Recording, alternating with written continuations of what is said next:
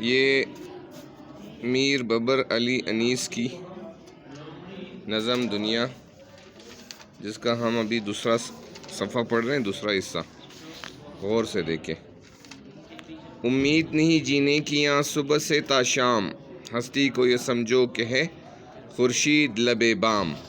بہت ہی خوبصورت طریقے سے میر ببر علی انیس نے دنیا کی بے ثباتی کو بیان کیا ہے کہ دنیا میں جو ہم زندگی گزار رہے ہیں تو اس میں کیا ہے، امید نہیں ہے اس زندگی میں جینے کی، یہاں صبح سے تا شام۔ پوری دنیا میں کوئی ایک ایسا بندہ آپ کو نہیں ملے گا جو کہے کہ میں ابھی صبح آپ سے ملا ہوں، شام تک میں زندہ رہوں گا۔ ہے کوئی؟ نہیں ہے۔ امید نہیں جینے کی، یہاں سے مراد ہے یہاں دنیا میں، یعنی کہ جینے کی امید کسی ایک شخص کو بھی نہیں ہے کہ میں ابھی صبح زندہ ہوں تو شام تک بھی میں زندہ رہوں گا۔ ہستی کو یہ سمجھو کہ ہے خورشید لب بام۔ خورشید کہتے ہیں سورج کو، خورشید کہتے ہیں سورج کو، ہستی کہتے ہیں آپ کی زندگی کو، آپ کے اندر جو سانسیں چل رہی ہے، ہستی، آپ کی ہستی یعنی آپ کی زندگی۔ ہستی کو یہ سمجھو کہ ہے خورشید لب بام۔ کبھی کبھی آپ عصر کے ٹائم جب سورج غروب ہونے والا ہوتا ہے، آپ دیکھتے ہیں کہ سورج بالکل آپ کے گھر کے چھت کے پاس تھوڑا سا ابھی روشنی اس میں موجود ہے، اور جب آپ دیکھتے ہیں کہ تھوڑی دیر بعد وہ روشنی کیا ہو جاتی ہے، غائب ہو جاتی ہے، کیونکہ سورج غروب ہو جاتا ہے۔ بام کا مطلب ہے چھت، خورشید کا مطلب ہے سورج، ہستی کا مطلب ہے زندگی۔ اپنی زندگی کو ایسا سمجھو کہ ایک سورج ہے جو کہ ابھی غروب ہونے والا ہے، یعنی کہ سورج کے غروب ہونے میں کتنا ٹائم لگتا ہے؟ 5 منٹ بھی نہیں لگتے، کہ بس آخری ٹائم میں جب وہ غروب ہو رہا ہوتا ہے تو اس کی روشنی بالکل چھت کے آخری کنارے پہ ہوتی ہے اور ایک دم غروب ہو جاتا ہے۔ تو آپ نے بھی اپنی زندگی کو یہ سمجھنا ہے کہ یہ ایک سورج ہے جس کے غروب کا وقت بالکل قریب ہے۔ یا کام کرو ایسا کہ جو آئے وہاں کام۔ یہ میم مٹاؤ، یہاں پہ میم اضافی ہے۔ یا کام کرو ایسا کہ جو آئے وہاں کام۔ اس دنیا میں آپ نے ایسے کام کرنے ہیں جو آپ کو آخرت میں کام آئے۔ اس دنیا میں آپ نے ایسے کام کرنے ہیں جو آخرت کی زندگی کے لیے آپ کے لیے فائدہ مند ہو، آپ کو آخرت میں اس کا اجر ملے، ثواب ملے۔ نیکی کے کام کرنے ہیں، اچھائیاں کرنی ہے، دوسروں کی دل آزاری نہیں کرنی، دوسروں کی دل کا خیال رکھنا ہے، دوسروں کے ساتھ ایسے کام کرنے ہیں۔ مطلب ہر کام کرتے ہوئے آپ ایسا سوچو کہ میں ایسا کام کروں جو مجھے آخرت میں فائدہ دے۔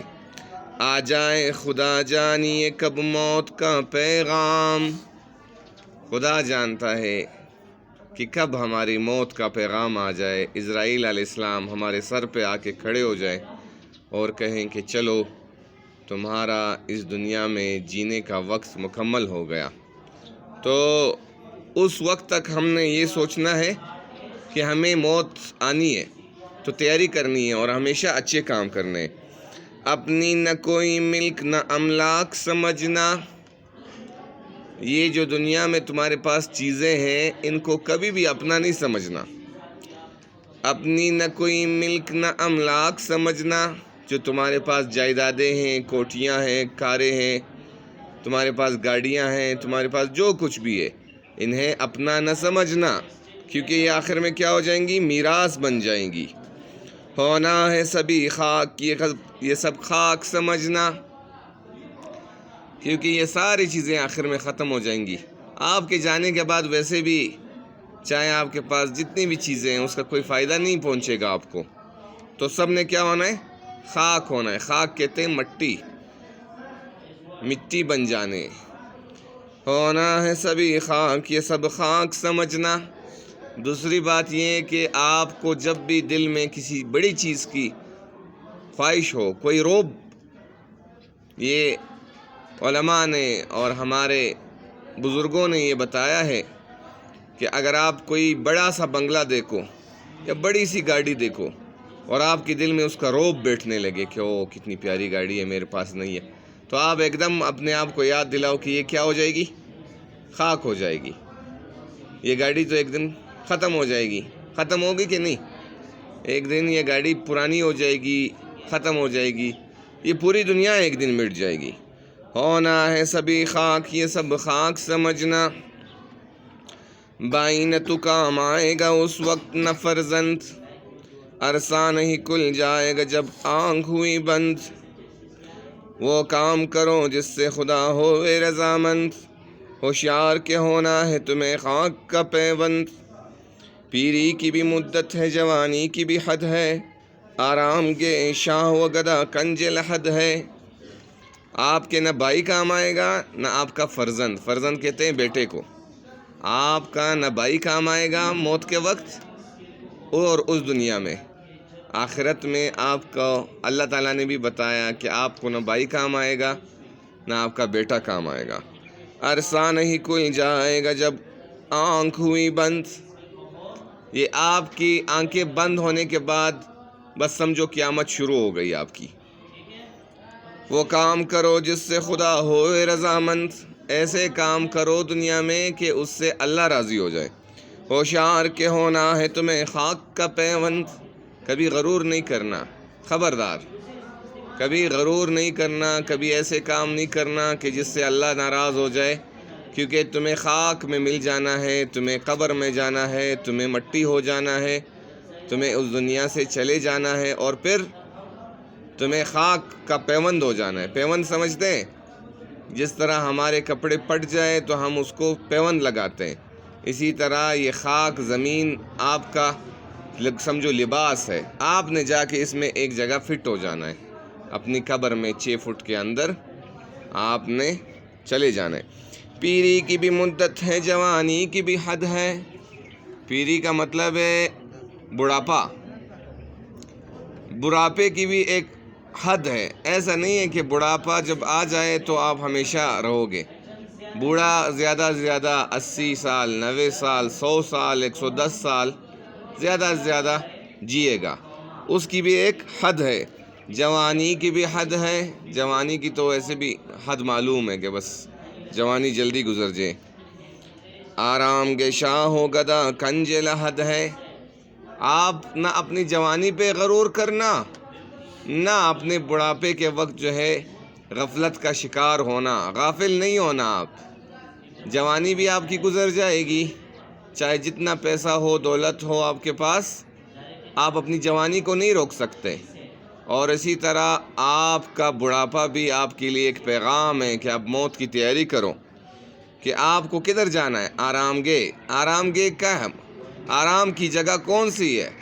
بادشاہ کی بھی وہی ہے اور فقیر کی بھی وہی ہے کہ شاہ ہو گدا. گدا کہتے ہیں فقیر کو.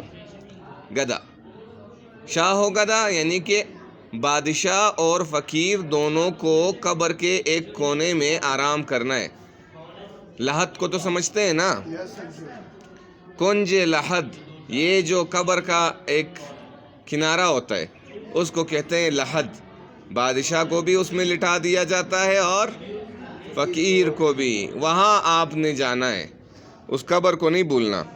اے زیر زمین صاحب تخت و علم و تاج، جو صاحب نوبت نشاں آن ان کے نہیں آج. زیر زمین چلے گئے، قبر کے اندر چلے گئے، تخت و علم و تاج. علم والے بھی، تخت والے بھی اور تاج والے بھی. تاج تو بادشاہ کے سر پہ ہوتا ہے، یعنی کہ بادشاہ تو ہو، چاہے بڑے بڑے علم والے ہو، چاہے تخت والے ہو، وہ سارے کہاں چلے گئے؟ قبر کے اندر، زیر زمین، زمین کے نیچے. جو صاحب نوبت نشاں ان کے نہیں آج. صاحب نوبت یعنی کہ جن کی ملاقات کے لیے آپ کو انتظار کرنا پڑتا تھا. ابھی بھی آپ کسی بڑے آدمی سے ملاقات کرنے کے لیے جائیں تو آپ کو ٹائم لینا پڑتا ہے کہ آپ اپنی باری پہ جائیں گے. نوبت، صاحب نوبت، آپ کی باری پہ آپ ملاقات کرو گے. نشاں ان کے نہیں آج. آج ان کا نام و نشان بھی نہیں ہے.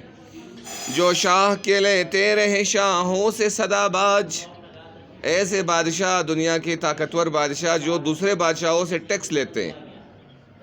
دیکھیں نا آپ نے، آج بھی دنیا میں یہ جو بڑے بڑے ملک ہیں یہ دوسرے ملک پہ ظلم کر کے ان سے ٹیکس لیتے ہیں، زور زبردستی لیتے ہیں. ان کو بولتے ہیں ایسا کرو ورنہ ہم آپ پہ حملہ کر دیں گے. تو جو شاہ، ایسے بادشاہ جو لیتے رہے شاہوں سے صدا باج. ٹیکس کے پیسے، غنڈہ گردی کے پیسے اور زور زبردستی کے پیسے، یا جو آپ سمجھے ان سے پیسے لیتے تھے اور بطور ٹیکس کے، وہ بعد فنا آپ کفن کے رہے محتاج.